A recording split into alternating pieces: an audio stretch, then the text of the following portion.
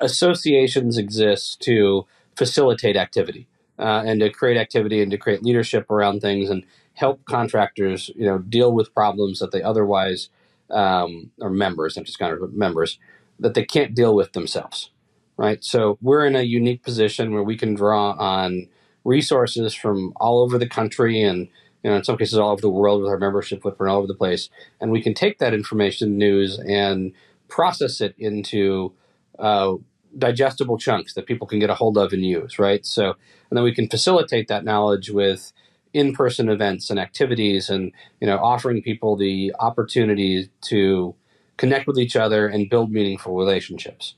The hard part, I think, for associations is you have a group of contractors who get that. In our case, contractors are just members who get that.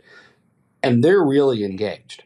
And then you have a peripheral in the next group who are, they kind of like it and they're sort of kind of engaged. Maybe they go to an education program. And then you have the other half who are, members that, they pay every month, and thank you for that. We really appreciate it. We love the support. Lets us do all these great things and have great staff people.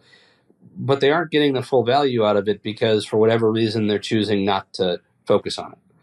Probably because they're busy, probably because they're a small shop. Maybe they're a CEO that has a structure that has them very integrated to it. So they can't spend the time to do it, whether they're a large or a small company. So, the challenge for us from a sort of associated with a little different perspective than what you started with in this discussion is how do you engage that group? Because, my interest is in building a great industry for everybody who is a member, not just the group that is engaged today. And I think as I travel around, it's interesting to see the people that you meet at these chapter events don't always attend convention.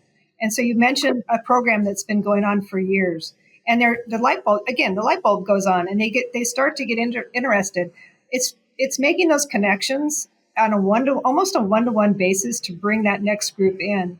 And that's where the outreach that we do with our chapter liaison program or as a board of directors member, we're just out there trying to make the introductions to other contractors that might not know what SMACNA offers because, again, they're heads down and they're buried in the day-to-day things. And unless we can get them to poke up for just a few minutes and take a look, and once they do, I think they become more engaged and realize, again, that you get so much more out of it if you just take a chance and get involved. And one of the ways we're facilitating that, sorry, Travis, I didn't mean to talk over this is, so SMACNA is a chapterized structure, and we're not a true chapter structure in the sense that the National Association controls the chapter, but we have chapters that we're about 100 chapters across the U.S., Canada, Australia, and Brazil, and really virtually all of our members, come through a chapter.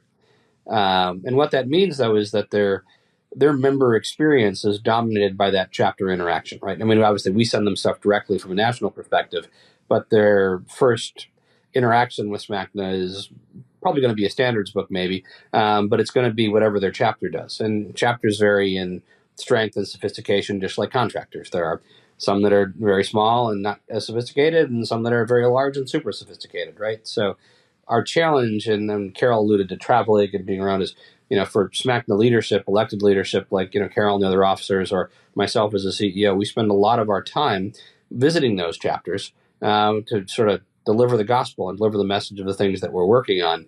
At the same time, we're heavily invested in, from a national perspective, in chapter support and education for chapter executives, making sure they have the right tools to really disseminate that information.